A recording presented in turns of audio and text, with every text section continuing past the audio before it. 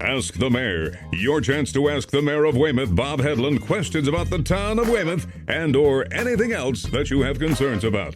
Ask the Mayor is pre-recorded. And now, here's Bob Hedlund. We are ready?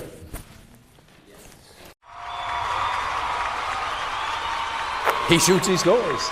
Hey, welcome back, everyone, to another episode of Ask the Mayor. My name's Jim Melody, personal confidant of the mayor, citizen inquisitor, and the introducer of the mayor of the town of Weymouth, Mayor Robert Hedlund. Bob, how are you today? Great, Jim. Glad to be back for another episode, and we got all those snow questions out of the way in the last episode, hopefully. Hopefully it won't generate some follow-up. Well, you know, we do have two shows that we film for every month of Ask the Mayor. The first one was dominated by the snow removal. The second one, Bob, theoretically, it should be out with the old, in with the new, because it is a new year, but... I'm not sure, but I think you were wearing the same tie. In fact, you know, and I brought a second tie. I had it all lined up by my front door, and I forgot to bring it. I see you're sartorially, splendidly dressed, as always. I was out driving a sidewalk plow just before I came in. Well done. Bob, before we move on to some of the new questions, if you don't mind, I'd like to revisit a few questions that were kind of left hanging. These were the follow-up ones that we put in the follow-up file. This is, which is off to your right, if I'm not mistaken. But Bob, one of the things I know everybody talked about, and one of the things we gave a lot of kudos to, was the great holiday celebration and fundraiser that the mayor's office has done for the last, what is it? 16. This is the 17th year, then I would imagine. I think so, yeah. It started, well, it might have not been the first year of Mayor Madden's term, but he started it and took, kind of Gloria Burke was out on a willy-nilly basis trying to round up money, and he more formalized it and created this event. Well, and as you know, one of the big news at the Melody House was that I finally do get the Weymouth channel at my house. I have been able to watch the Ask the Mayor program, and the last episode where we made a reference to Dave Madden, they dropped in some clips from some old shows that featured Madden, and Dave looks like he's about 17 years old in those video clips. And they showed, boy, he was a youngster. Yeah, and they showed, I think, a snippet of Gloria Burke too. Yeah, and they did. Yeah. And in fact, at first I thought it was Howard Johnson. Oh, yeah, they had the Howard Johnson Dais. Yeah, there was no S on it. It just said there was no S. It said Howard Johnson on the podium. She was hysterical. Speaking. That tells you how old that is, well, right? Are there any Howard Johnsons left? What Howard Johnsons would she have been speaking at? the Red Theo, wasn't the Red Coach Grill right over in Hingham, right over the Hingham Bridge? That was the Red Coach Grill. That was right. Wasn't Howard Johnson before that? Well, Howard Johnson's owned the Red Coach Grill. Oh, might have been who knows? It could have been a Howard Johnson before it was Red Coach Grill, but I always knew it. Remember there was one by the Braintree Split in Quincy there, right? Yeah, but where would she have been talking at a Howard Johnson's? Anyway. Okay, well, moving on. Bob, so you referenced that you were going to try to get us an accurate accounting of the amount of money that you raised through that holiday fundraiser. We just have the last 2 years, and I think I mentioned on that episode that 2016 apparently was the high water mark. Yeah, you thought you were trending ahead this year. Yes, yeah. and for 2017, at the time we taped that show, it looked like we were trending ahead. So in 2016, we had $32,850 from business sponsors. Wow. $7,300 came in from residents, sponsors who watched the telethon and sent money in. And then there was $5,722 that went directly to Youth and Family Services. They kind of bypassed the mayor somehow on that. I don't know. So they donated to Weymouth Youth and Family Services? Yeah, I'm not sure exactly in what form. That would be maybe people going over there and dropping off. Steve Riley walking around Jackson Square with a hat. You never know. Maybe. So the grand total in 2016 was just a shade under $46,000. The exact total was $45,972. These have been... what's the firm that used to do the auditing for the Academy Awards there? And they screwed up. They read the wrong answer. Price Waterhouse. Yes, it's direct from Price Waterhouse. And then in 2017, the quick breakdown: business sponsors $35,800, so that was an increase of $3,000. Residents sponsorships went up $8,250. And direct contributions to Weymouth Youth and Family Services was also up about $300, $6,010, for a grand total of just a shade over $50,000. So drum roll, please! Fantastic. The business community and individual residents really stepped up to help out everybody who is serviced by Weymouth Youth and Family Services. So So all that money goes directly to them, and then they disperse it as they see Goes fit? out basically communities that need assistance in the holidays, seniors who might need some energy and fuel assistance. Dynamite. So good job. And we are going to do a segment of development update, or Mayor's Monthly Forum, or a mini zone, or whatever, that WTC feels is appropriate with the folks at Weymouth Youth and Family Service offices. And this is based on the question we originally got. It was from, I don't remember who it was from, but whoever asked. Oh, we have a question, I think, that says I should have had, do you have that? I think someone wrote in and said, I should have had the people from Weymouth Youth and Family Services on to answer the question directly. Oh, so based on that... May I, or would you like to read that. From the great John Keenan. You should have the two people who work in the Youth and Family Office on the next show when you give the amount that you have raised, and give them the thanks they deserve for taking care of more than 400 families this past Christmas. Thank you, John Keenan. So considering that I didn't see... 400 families got assistance. That's unbelievable. Yeah, so considering that I didn't see his question until about 2 minutes ago, we didn't arrange to have those people over here from Weymouth Youth and Family Service offices. But based on his question, we thought that was a great idea.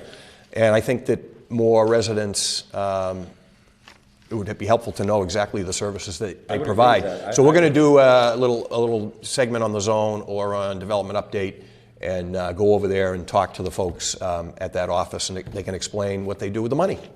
Now, if I may, that sounds like such a phenomenal, part. Is that part of the mayor's office? Is that a private entity? That's part of your... that all falls under your tenure? No, the Weymouth Youth and Family Service Office is a department that falls under the auspices of the mayor's office. Okay. So it's part of the executive branch here in the town, and they do a great job. Wow. That's why Mayor Madden, I think at that time, did what he did in moving us in this direction. Wow. That's great stuff, and that's a great way to start off this show, Bob. Let's move down that list. We kind of have a mini laundry list of things that I know we want to try to follow up on. One of them was the lights at McCullough, if I'm not mistaken. I think wasn't the comment that they were left on all the time? Yeah, I sent a message up. I haven't got a response back on that one, so we will continue deferring that one to the next show. I do not have an answer. I know her question was, why is it dark out front and why is it lit up out back? And I surmised at the time that it was a security issue out back. I was actually looking at the lights out front one evening for a meeting I had to go to over there. I didn't think it was that bad, to be honest with you. But in terms of the back, we'll double check on that one. Another one that came around. We kicked the can further down the road on that question. Listen, we've got the time. Fell through the cracks. We've got 11 more months to answer this in 2018. Bob, what about there was a stop sign that someone was referring to at Green and Bridge Street? Who would that someone have been?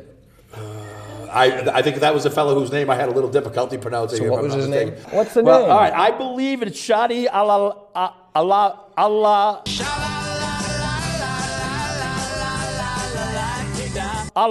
Alam. Do you want to give it a whack? Shadi Alam. I think it was John Smith, if I'm not mistaken. I forget the name now, but it was I'll the guy. I'll give you a $5 bill if you can even come up with the last or first. It was the gentleman who I met out on the back river in a kayak. The graphics for that were phenomenal, Jeff, by the way. We saw that. Shadi. That's what it was. I owe you $5. And you had they helped me. $2.50 a piece. A great cameraman producer remembered the name, but you struggled with that name. I did. Well, listen, after the 11th consonant, I think I started stumbling. And by the way, that was cute how he hid behind. I can't read this because of the grammar, but the grammar was fine. It was the name he had a problem with. Easy there, Professor Headland. So a lot of people use periods and commas. No, I loved this question when he asked it because I get frustrated with that very same stop sign. Okay. So it was a very legitimate, excellent. What is going on with it? So we made an assumption on that show when the question came in that maybe the state had taken the stop sign down as part of the Fall River Bridge traffic mitigation plan. Well, it turns out, in fact, the state did not take that sign down. The sign, coincidentally, around that time had been knocked down. Yeah. Okay? It wasn't an action the state took. The suspects are all in this room, I think.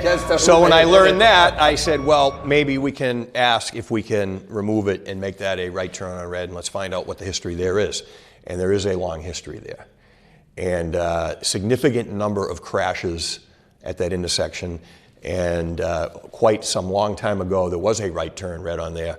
But it appears as though all those those harried Hingham commuters coming home in the evening who are in a rush to get home in their GMC Suburbans come down the hill at a high rate of speed, and there were a number of crashes at that site.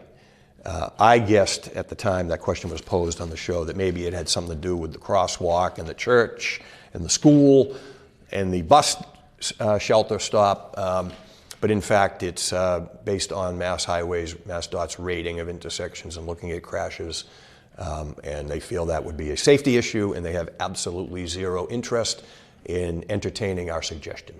So it'll be repositioned or re-erected? Oh, no, it was back up a long time ago, which is why Shadi asked the question, because he, like me, thought it was down because of the traffic mitigation, when in fact it had been knocked down, and it took the state a while to get the thing back up, evidently. Now, if a citizen has a problem with a stop sign or, that impedes their day-to-day commute, do you encourage them taking those signs down on their own, or do you think they should leave it to professionals? No, I mean, but we did, as part of Route 3A beautification, we did go out and take a lot of signage down. You remember that? I think we talked about that on a previous episode earlier in the year, or last year, where we removed something like 32 obsolete and outdated and destroyed signs on Route 3A. Oh boy.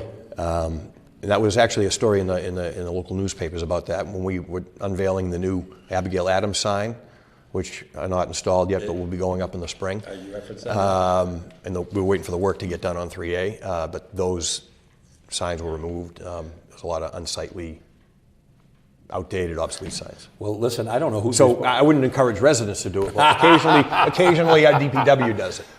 Speaking of signs that look fantastic, coming into Weymouth from the Derby Street shops, the You mentioned that before. Yeah, is that the Garden Club? I don't know who did it. No, it's some residents in that neighborhood that have that on an Adopt Island. I want to give a shout out to the town council for the great work they did in setting up that Adopt Island program.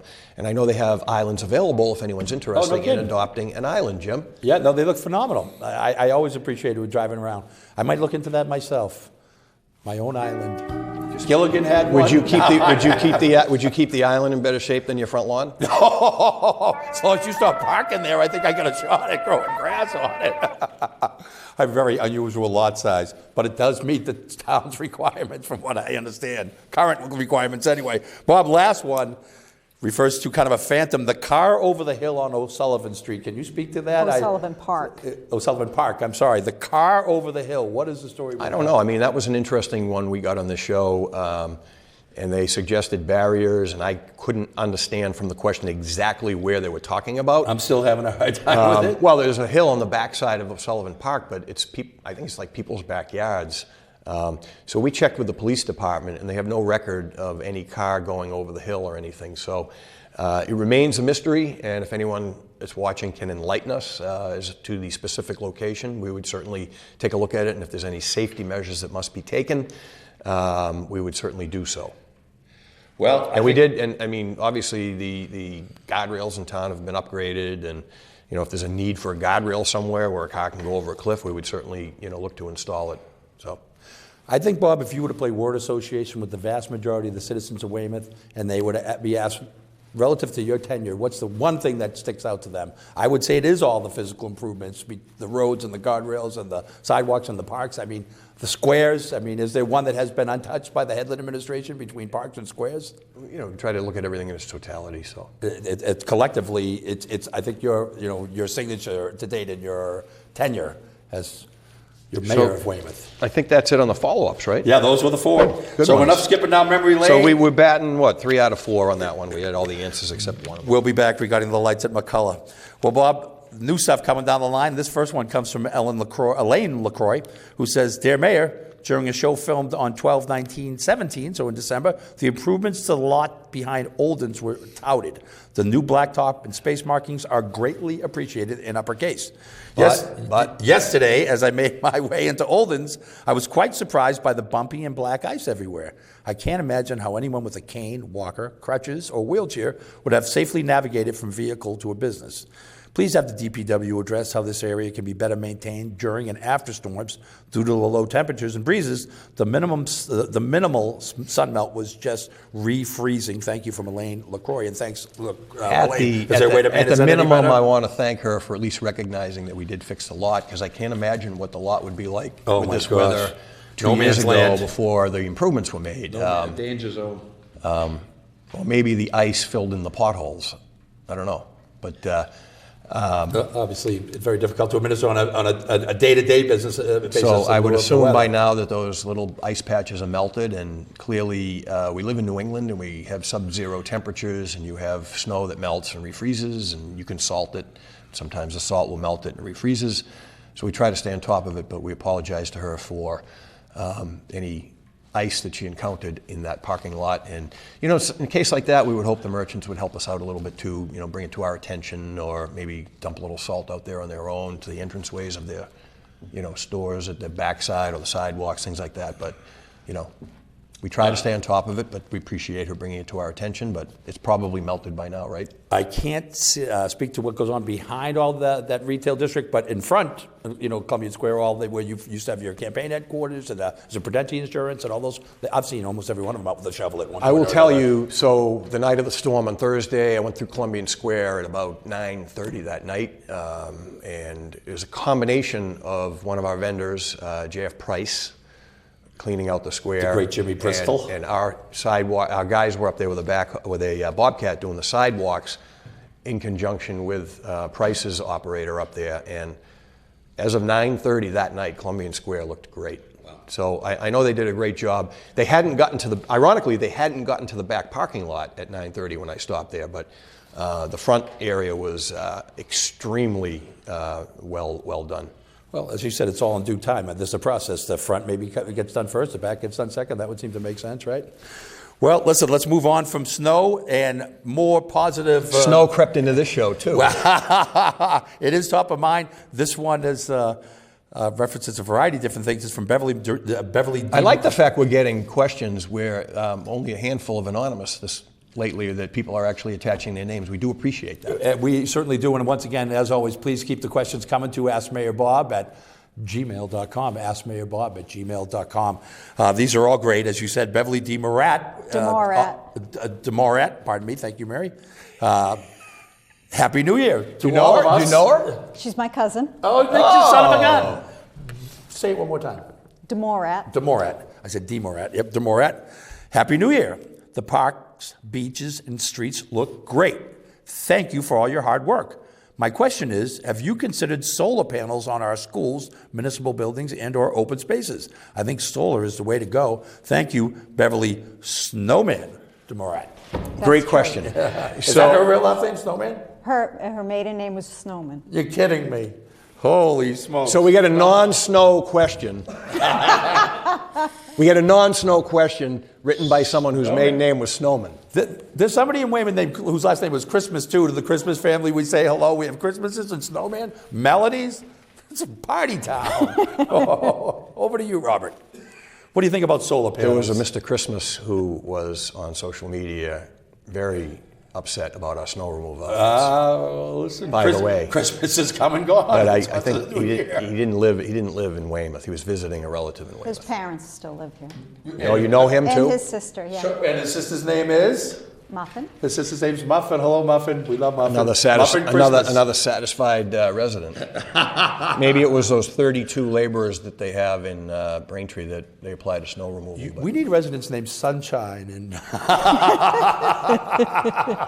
and Balmy. All right. But over to you, Bob. What do you think about solar? Has solar panels been investigated? Is solar on top of mind? So what are your thoughts? Under Sue Kay's administration, she took an initiative. They hired a firm, forgetting the name, Blue Wave Energy, which was headed up by John DeVillers, who was a former Secretary of Environmental Affairs. Did some preliminary analysis of the potential to do solar. She actually talked about it in the campaign of 2015, and they identified 4 potential areas where solar could possibly work, a very preliminary assessment. The roof of the high school, the roof of Abigail Adams, potentially doing a solar farm at the old landfill on Wharf Street and the roof of one of the DPW buildings. So the further analysis deemed that structurally the DPW building that they were looking at wouldn't support the solar panels, so that was taken off.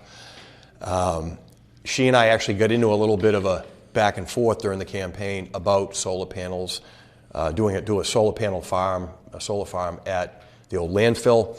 I didn't think it was a good idea necessarily to rush that, given what potential plans we might be able to do, development plans or park development plans at the landfill. As it turns out, I inherited that landfill issue, and we found out through a subsequent vendor that we engaged. We ended up not using Blue Wave. That was something that wasn't a competitive process. They were the only vendor that the town looked at. Some of the people involved with administering that weren't totally happy with that firm. We ended up hiring a firm, now I'm forgetting the name. Principal, it's a Weymouth-based firm actually on Libby Parkway. Principal is a gentleman by the name of Kelly. And they've done a great job. They're coordinating the streetlight purchases and the grants that we've gotten. Energy management power management is the name of the firm. They've looked at our energy utility bills. They do a comprehensive look at all things energy related in town.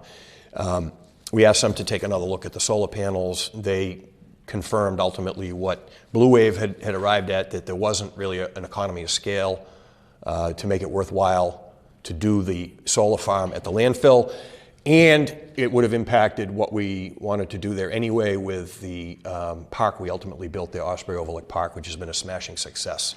And I know WTC has covered that and showed the groundbreaking and done a lot of backup on that. So that left us just with the schools, Abigail Adams and the high school. And we have asked now, what we believe was the case with Blue Wave was that there was not an economy of scale in moving to a solar panel array just for the two schools. There wasn't a mass enough of panels to make it worthwhile for the town. It would have made sense if we had been able to identify some other properties, but again, the initial assessment, those are the only 4 they came up with. But I've asked Power Management to go back and see now, because of the change of technology. This stuff under the Kay administration was done in 2011 and 2012, and there's been rapid advances in technology with solar. So we've asked Power Management this year to go back out and take what Power Management came up with and see if they can apply that to where we are now with technology and maybe do a small solar panel array at either of the 2 schools or both of the schools. So that's where we're at. Same train, same track, Bob. We see a lot of windmills in some of the surrounding communities. Hull, obviously, they're prevalent, and I think it's in Plymouth. There's quite a few. What's that process like? Do people approach you to see if they can put windmills up in the town as well, or it depends is that something you? It depends if it's a private initiative or a public initiative. In Hull, that was a public initiative. They were really one of the first communities out of the gate. They got a lot of state grant money to do that. And that's been a success for Hull. Does Hull have its own power plant? It's another benefit. Okay. Hull has its own power company. They're not a generator other than with the wind turbines. Okay. So it's been a boon for them.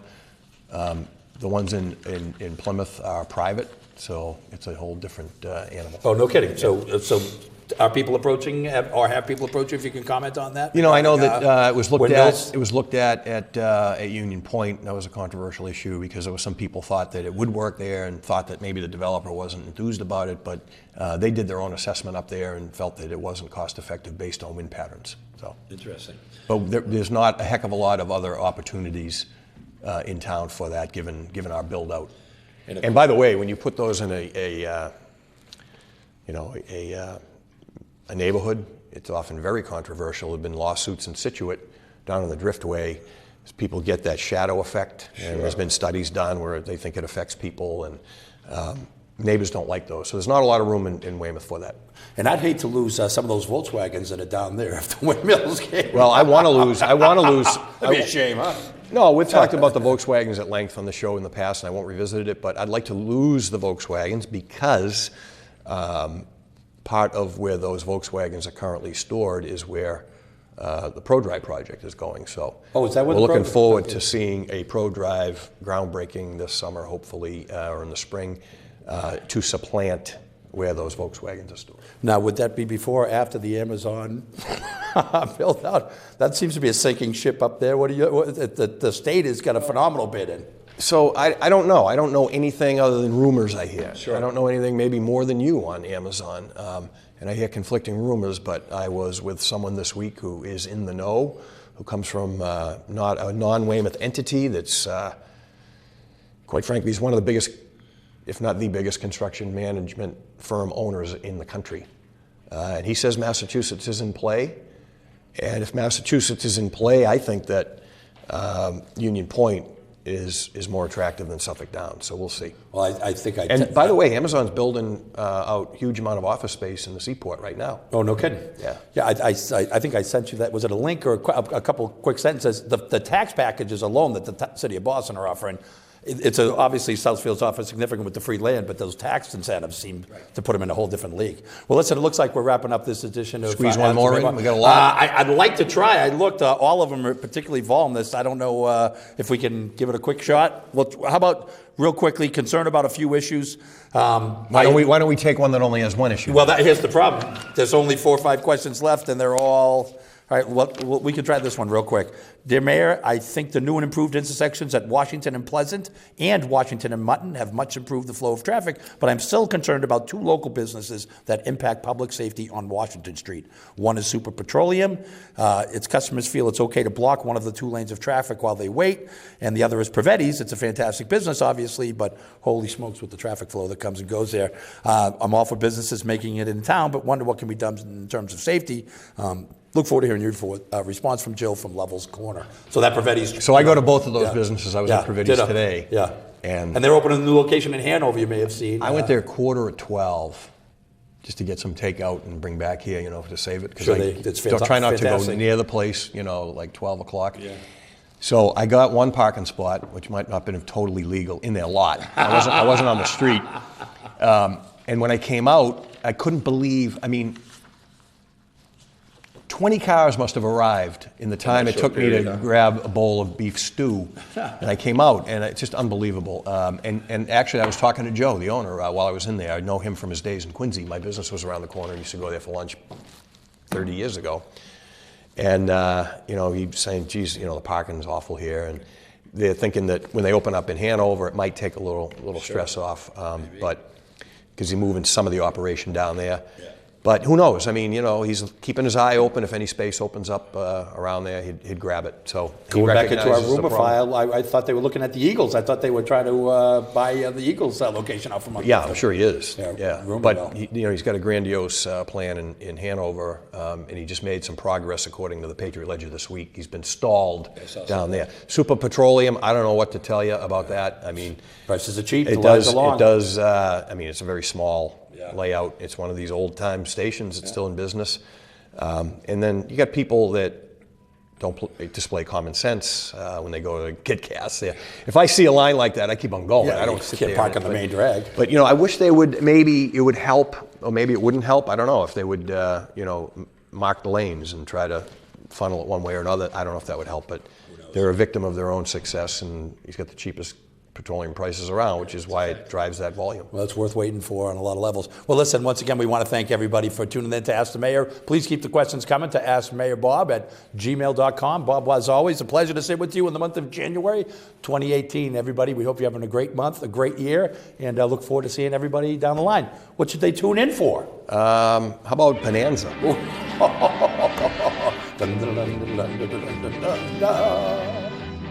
If you have a question, please email the mayor at askmayorbob@gmail.com. That's askmayorbob@gmail.com. Maybe your question will be answered on the next episode of Ask the Mayor.